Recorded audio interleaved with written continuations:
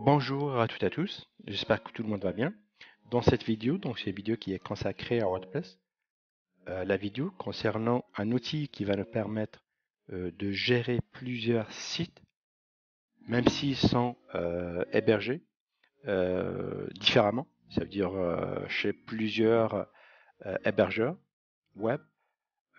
Si vous avez plusieurs sites web et vous voulez comme regrouper ça, regrouper la gestion, surtout concernant la mise à jour, le backup, soit vous allez la faire d'une façon individuelle, chaque site à la fois avec son hébergeur. Sinon, vous pouvez comme les regrouper avec l'outil WP Remote.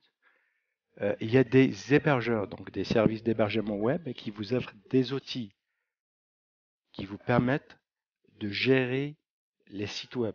Mais là, il faut les avoir. Les sites web doivent être hébergés sur le même hébergeur web. Donc, si vous avez plusieurs abonnements à gauche, à droite, soit vous allez gérer ça d'une façon individuelle, sinon vous pouvez comme les regrouper avec un outil comme celui-là, WP Remote.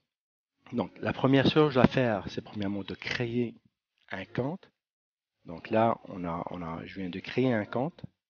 Donc c'est simple, on clique juste sur s'enregistrer, vous allez créer un compte avec une adresse courriel, mot de passe. Une fois ça, on va se connecter sur notre compte, c'est-à-dire Manage Site, donc la gestion des sites. Là, j'ai aucun site web qui est ajouté, donc je peux ajouter plusieurs sites web.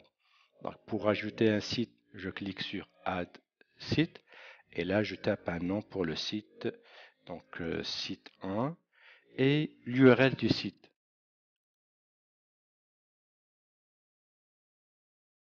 Et je tape l'URL du site, donc j'ajoute. Donc voilà, donc il va aller chercher de l'information, il me donne un API, donc une clé API.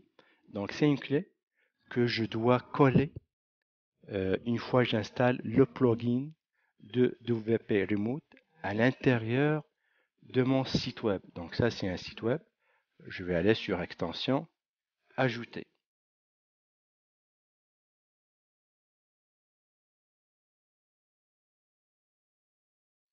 Et là je vais chercher de WP Remote WordPress. Essayez de voir. Donc c'est celui-là. Je l'installe. Je clique install.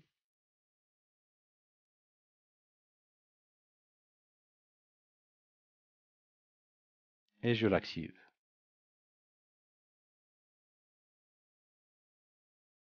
Donc là vous voyez c'est là où je dois coller ma clé. Donc je prends ma clé et je vais la saisir ici.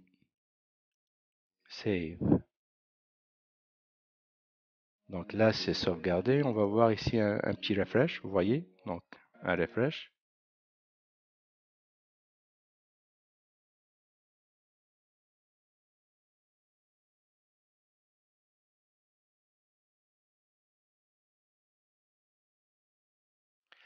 Donc, comme vous voyez, donc, il collecte toute l'information sur les plugins installés.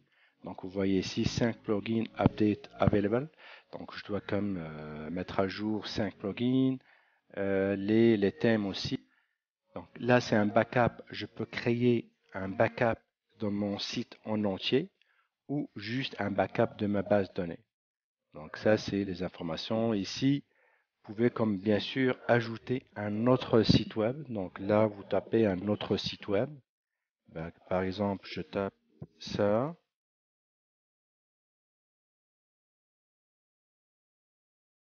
Et vous allez voir ici que j'ai deux sites web.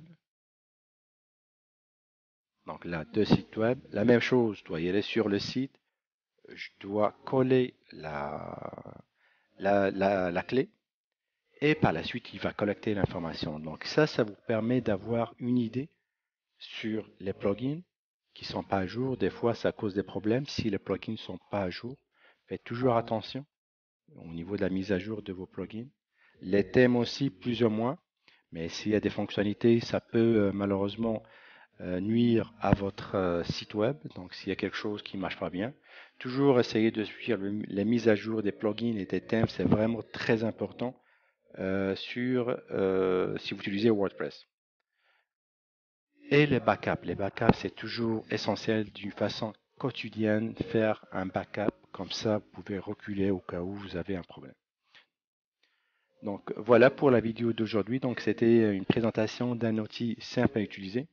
Donc comme j'ai dit, c'est pas essentiel. Si vous avez, c'est juste de voir votre service. Des fois, il offre des outils qui font la même chose. Donc si vous savez pas, si vous avez plusieurs sites web, donc ça c'est un outil que vous pouvez utiliser donc au cas où vous en avez besoin. Donc voilà, merci, à la prochaine.